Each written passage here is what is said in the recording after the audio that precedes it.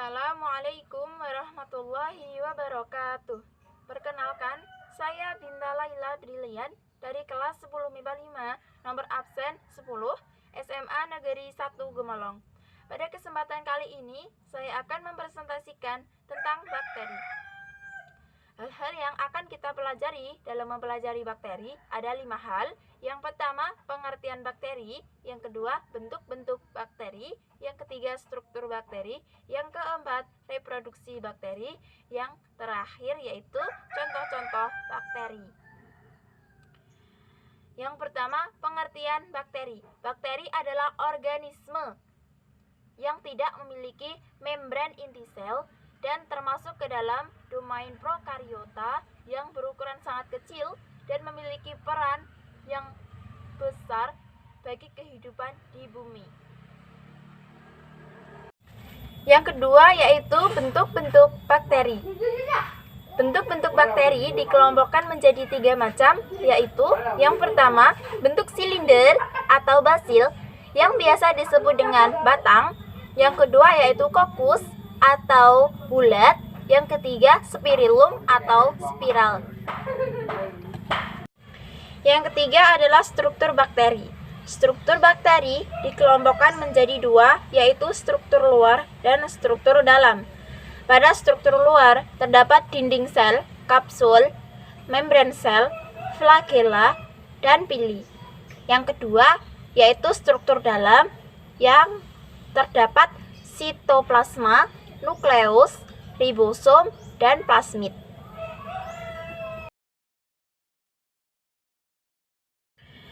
Yang keempat adalah reproduksi bakteri. Pada reproduksi bakteri terdapat 2 macam reproduksi. Yang pertama ada reproduksi aseksual dan yang kedua adalah reproduksi seksual. Pada reproduksi aseksual, bakteri mengalami pembelahan biner, yaitu pembelahan dari 1 menjadi 2, dan seterusnya. Reproduksi yang kedua yaitu reproduksi seksual. Pada reproduksi seksual terjadi dengan 3 tahapan. Yang pertama yaitu konjugasi. Konjugasi adalah reproduksi seksual di mana bakteri bertukar bahan genetik sebelum membelah diri, sehingga keturunannya memiliki gen baru. Yang kedua yaitu transformasi. Transformasi adalah bakteri mengambil gen dari bakteri lain yang telah mati dari lingkungannya.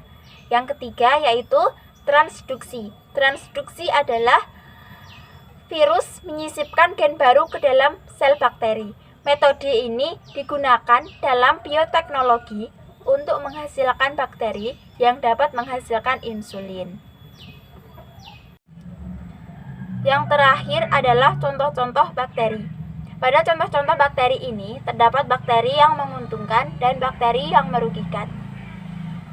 Contoh bakteri yang menguntungkan adalah Acetobacter sillinum dalam pembuatan nata de coco, kemudian Lactobacillus bulgaricus dan Streptococcus thermophilus dalam pembuatan yogurt, kemudian ada Aspergillus wendti dalam pembuatan kecap. Contoh bakteri yang merugikan diantaranya yaitu Salmonella typhosa penyebab penyakit tifus, kemudian Shigella dysenteriae penyebab penyakit disentri, dan Neisseria gonorrhoeae penyebab penyakit kencing nanah.